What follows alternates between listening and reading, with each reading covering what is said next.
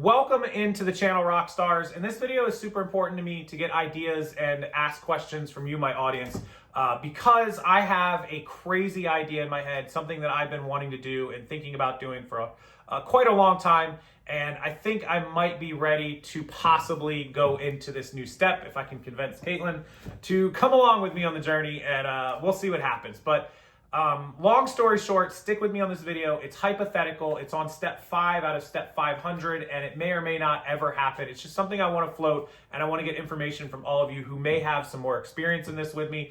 I have floated the idea of potentially selling this house in Tampa, Florida. I live in a 3,300 square foot house. It has a lot of stuff. It is very expensive. I purchased this house during a very, very good time. I paid a really good price for this house. I have a phenomenal interest rate, 2.875% on this house, and I have a ton of equity in this house. And when I say a ton, this house doubled in price. So you can use your best guess. It's not $100,000 in equity. It's multiple hundreds of thousands of dollars if I sold this house tomorrow that I could get out of it. So with that being said, the idea came to my mind last week. We were in Nashville and Louisville. We traveled a road trip in our SUV. We drove 10 hours. Then we drove 2 more hours to Louisville. A few days later, we got to hang out in the city, see the Country Music Hall of Fame, see the Louisville Slugger field, the distilleries, Angel's Envy and places. We got to hang out on Broadway where we stayed in the Hilton. We got to see Music Row. It's a very party, vibrant town. I'm probably a little too old for that city now, but it was great. It's a great time. We've never gone there. We've flown over it, drove past it, drove around it, drove through it. Never actually stayed in Nashville or hung out, so that was cool. Louisville, my first time there as well. After that road trip, my mind started working on I would love to travel more. And of course, all of you know that I work here at home in Tampa where I live, and I'm pretty much on the computer or working on stuff here at the house all day long. We work from home. Caitlin as well, she has a photography business and she helps with the reselling business in the daytime. So I thought about, man, if I sold my house and I got rid of all of the bills that come along with this house, which is quite a lot to support this house. We have the house payment, the electric, the water, the alarm, the HOA, the lagoon fee. I live in a lagoon. The yard maintenance, the upkeep, the air conditioning filters, the water filters, the fridge filters, all the different things that it costs me to upkeep this house. It's quite expensive, and it's quite a savings. If this house was gone tomorrow, I would probably save close to $4,000 a month. And I don't like to get into personal bills and stuff, but I'm just giving you guys an idea. And if I sold this house, not only would I give up $4,000 in bills that I didn't have to spend anymore, I would have multiple hundreds of thousands of dollars in the bank. We have a few bills I would pay off. Of course, everybody has a few bills, nothing major. And I would also consider selling my car, which I have some equity in, positive equity, but my car payment and the insurance on my car together are about $1,900.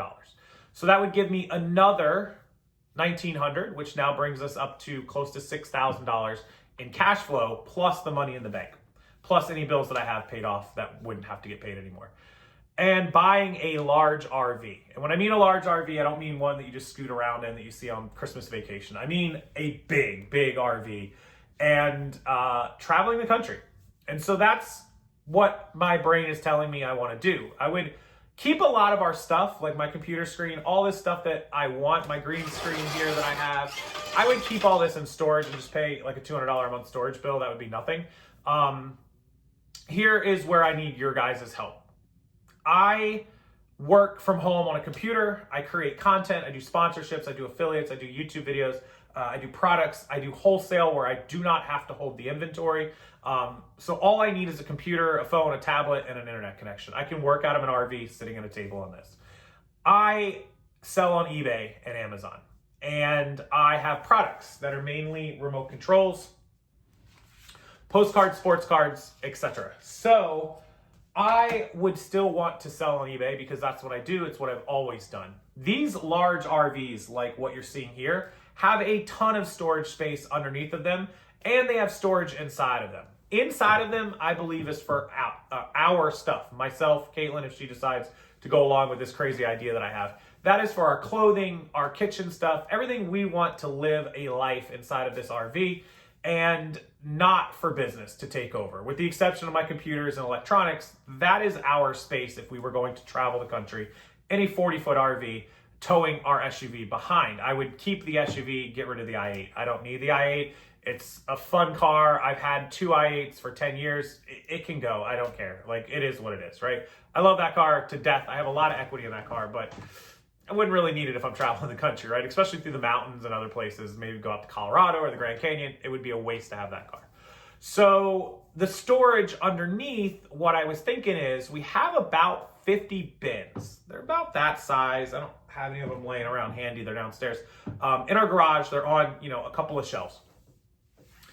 Realistically, I feel like the underneath of that RV has so much storage that I don't even know what we would put in that storage. I can't imagine what we would store there. I have no idea that we even have anything to store there. But I would love to put those bins or boxes, similar boxes that were secured in there, and be able to wake up every morning along with packing supplies, wake up every morning, load up my computer, pull the pick order, and go down inside of the storage of the RV and pull the orders and pack them up into envelopes. And wherever it is in the country we're staying, GPS the closest post office and take the SUV and drop off the packages and ship packages from all over the country and still have an eBay account.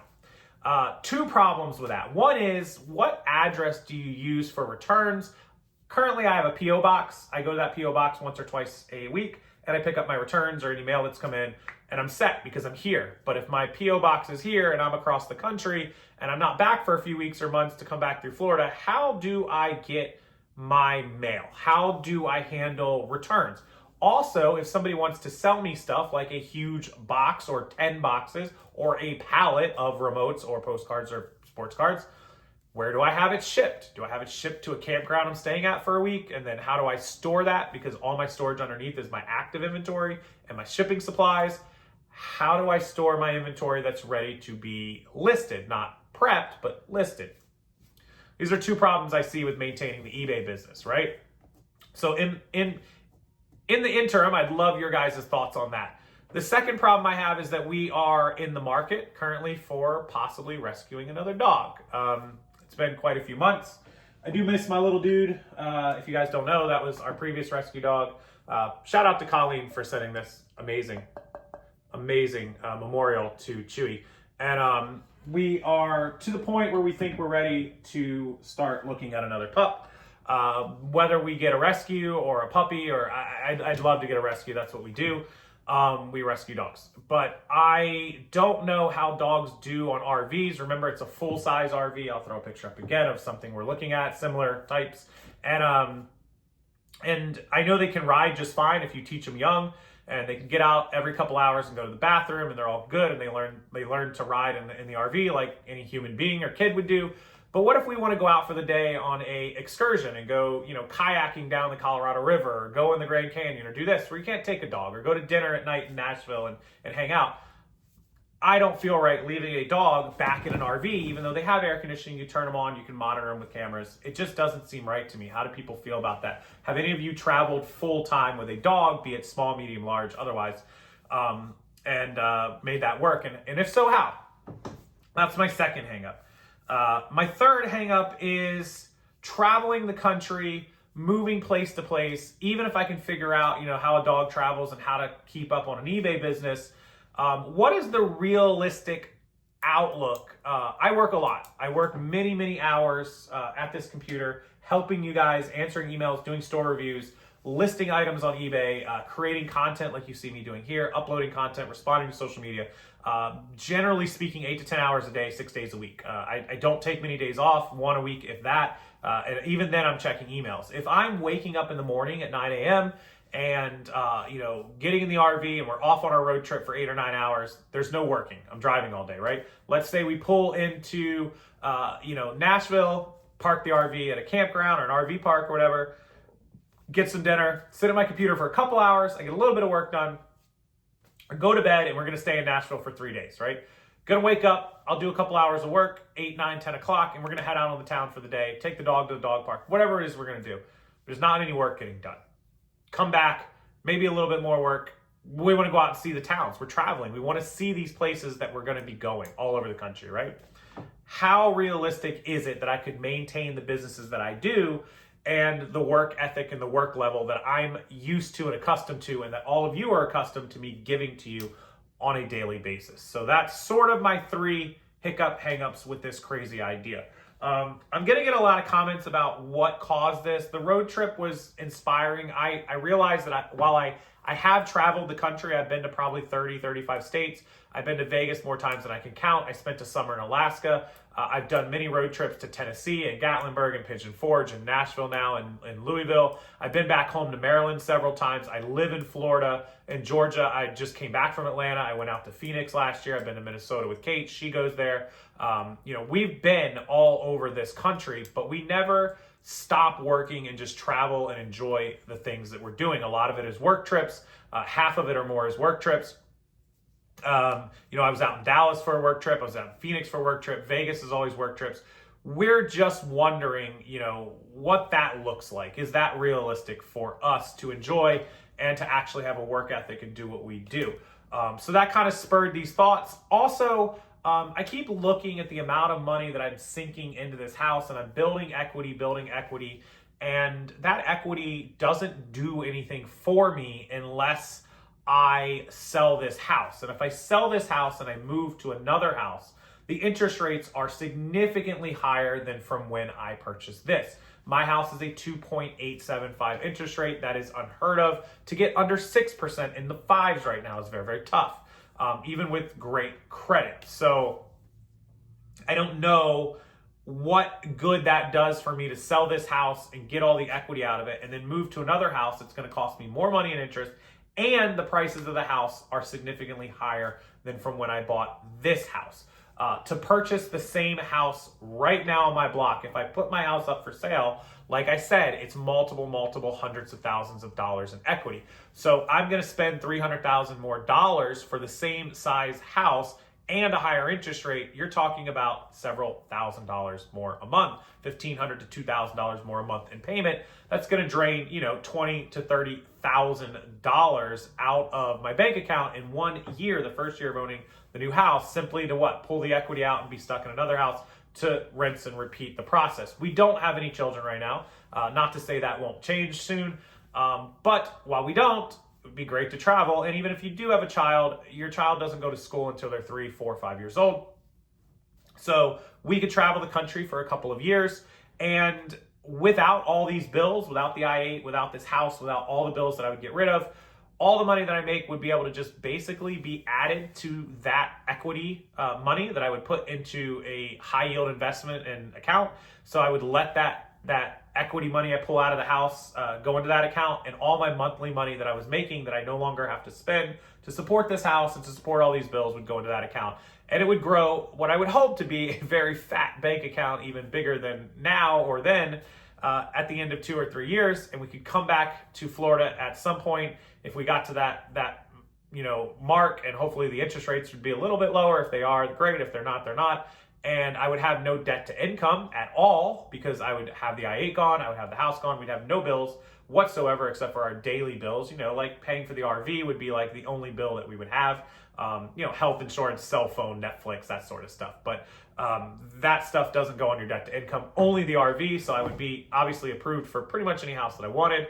Credits would be fine because there'd be no bills, they'd all be paid off. And we'd have that money to put down a significant down payment. We would have gotten to see the country, to tour. And I have some ideas to use some of that money to build business even bigger. And on top of all that, the obvious play and angle is I would love to create a YouTube channel that's not business related, that is personally related, to where I could film our travels, film our adventures, and film what it's like to be on the road and run a business, and hopefully be able to still sell on eBay with the inventory that I have, if you great people can come up with a plan or an idea for me. If I was going to do this, we're probably talking about the beginning of next year. I don't believe we would do it right now. We're coming up September, October, November, December. We only have 4 months left in this year. September, October, November, December. So we have 4 months left in this year. I think we would get through the holidays, enjoy the holidays here in Florida. Come in January, start looking for maybe an RV, and then, put the house up for sale. We'd have to wait and see.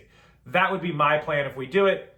Me and Kate have a lot of talking to do and a lot of planning to see if it's reasonable, feasible, and makes sense. There's also a few other hiccups that we would have to get over as well. Minor, and one potentially major hiccup that I think I can work out, but I have to dig into that as well. So with that said, I don't want to keep this video any longer. I appreciate you listening already. This is just an idea I'm playing with in my head. I like the idea. Kate's big hangups on this, I think, are a few things. The obvious that I've told all you guys about work and business and supporting eBay and how much work we're going to get done and how we're going to be able to do stuff, but also the idea of not being a homeowner. We have owned multiple homes together, and we have been homeowners for 13 years. I'm 39, she's 35. She's 35. So she's owned a home or been a part of owning a home since she was 22 years old, 23 years old. And I've owned a home since, I was 26, 27.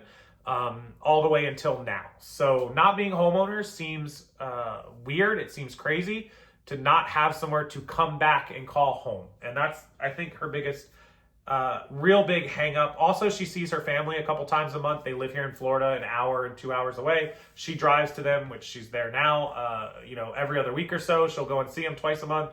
Not being close to home, if we're out in Colorado or the Grand Canyon or California, she wouldn't be able to see her family possibly for months on end. So that's another hang up as well. I do get that. My parents live here also, and if something was to happen to anybody, we wouldn't be close enough to get back here in a reasonable amount of time, unless I parked the RV at like an RV park and hopped a plane and jumped back. So things to think about. Lots of lists to make on a spreadsheet, but let me hear what you guys think about it. Let me hear your thoughts on my plan, and if you think it's absolutely ridiculous, if you think it's realistic, and what you feel about owning a home versus not owning a home or not being a homeowner. If for me, having all that money in the bank, hundreds and hundreds of thousands of dollars in the bank, plus saving all the money on the bills and just stacking it up and being able to have that money available to travel the country and, possibly start some new businesses that I have ideas for, and the new YouTube channel, and just doing things that we want to do and being completely free. Thank you for listening to me ramble. I appreciate that. Please leave me comments. I want to hear your comments. I want to hear your thoughts. And as always, thank you for watching the channel. Hit the like button, subscribe to the channel. And if you know somebody who maybe not watches my channel, but would be informative on this, or has done this, or done things similar to this, please let me know. Let them know. Send them the link to this video and have them comment below as well. I'm going to read every single comment that comes in on this video. So thank you guys so much, and I will see you next time.